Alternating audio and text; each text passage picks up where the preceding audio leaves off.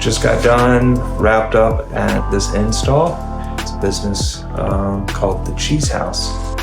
Put in the rack. I'll give you guys kind of a walkthrough for that. 7 cameras, 3 access points, and a Unifi Viewport. So I'll give you guys a quick shakedown of everything we got going on.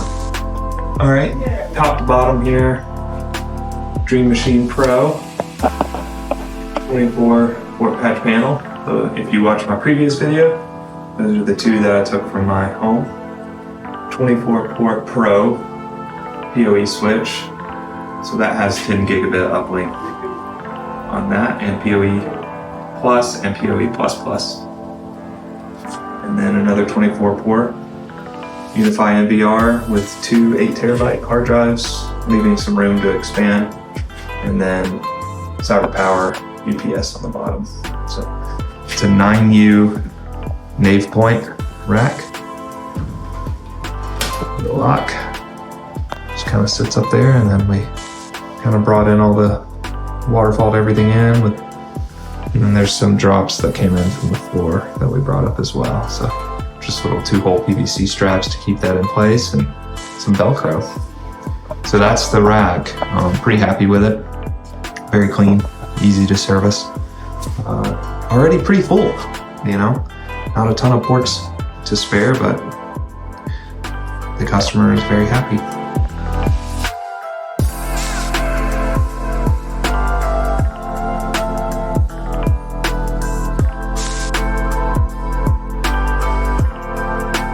I just got back to my office, and I kind of had to rush out of the Cheesehouse a little bit. They were still open, so there were customers kind of coming in and out, and staff members, you know, trying to work and things. So it didn't really feel like an appropriate time to get in the way, trying to film. I did the best that I could. So I thought I would do a little bit of a value add on this video and go through some of the tools and connectors and things like that that we used on this job that I was pretty happy with. And that way you guys can kind of see what I'm using these days. So I'll walk you through that now. All right, so I have 3 totes. I think this is all we ended up using for the job. And it was really nice because I could send one, the guy I was working with, my buddy Jason, he took what we called the filled kit, which has all the RJ45 connectors in it. And I used the rack kit, which has all the rack accessories. So I'll kind of walk you guys through that. In these kits, I have vertical cable, VMAX keystones. I have white and blue. This particular job, we just use white. I have a Platinum Tools stripper. It works pretty well, adjustable dial. You do have to be a little careful with this one, but as long as you're taking your time and checking it, it's usually okay. And of course, I have the Vertical Max Keystone tool. So the VMAX system is an all-in-one crimp system. You put your connectors in, you put your wires in the connector, and then you just crimp it down all at once, and it has a little cleaver on it that cuts as you're crimping, so that's great. I have monoprice slimline Cat 6A patch cables. These are really nice.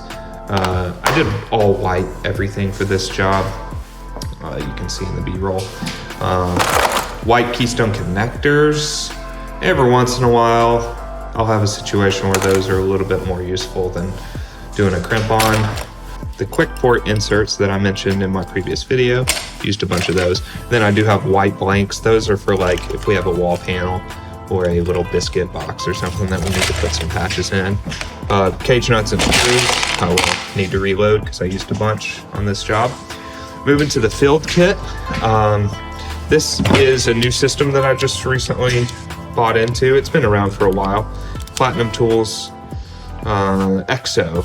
So it's a crimp system. Platinum Tools was, I think, one of the first to get into the game with the easy system, the pass-through connectors.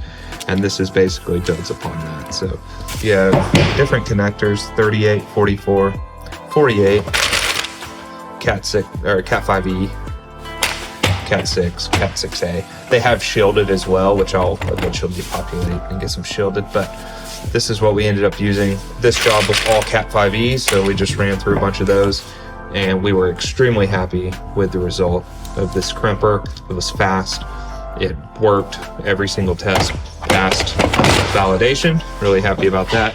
This is kind of what I deemed my miscellaneous Ubiquiti kit.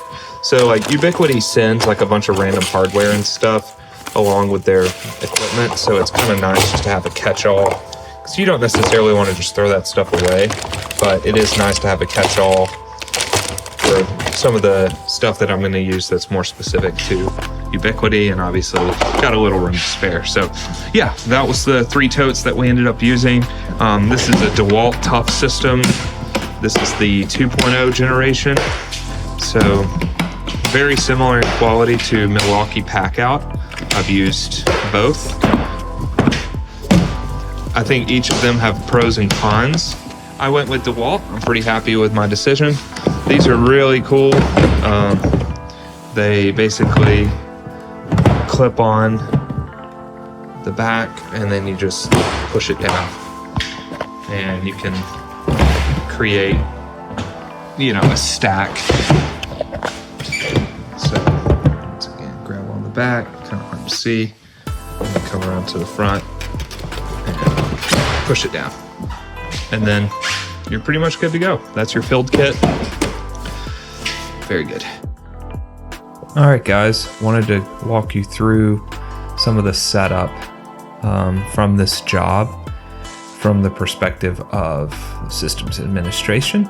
So I did do a pre-deployment provisioning before I went on site, so all of the devices were mostly good to go.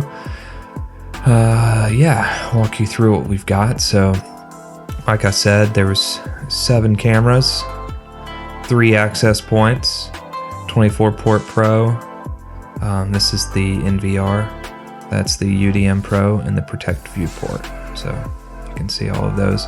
And I did do static assignments on every single device. One interesting thing that I had to do for this job involved the Pro PoE. So this client uses a WISP upward broadband. So the WAN connection needs 24 volt passive PoE to power the dish. And the client has this very nice switch. I didn't necessarily just want to slap a big 24 volt power brick somewhere to power that dish. And so I thought, well, why don't I use the PoE switch and an adapter?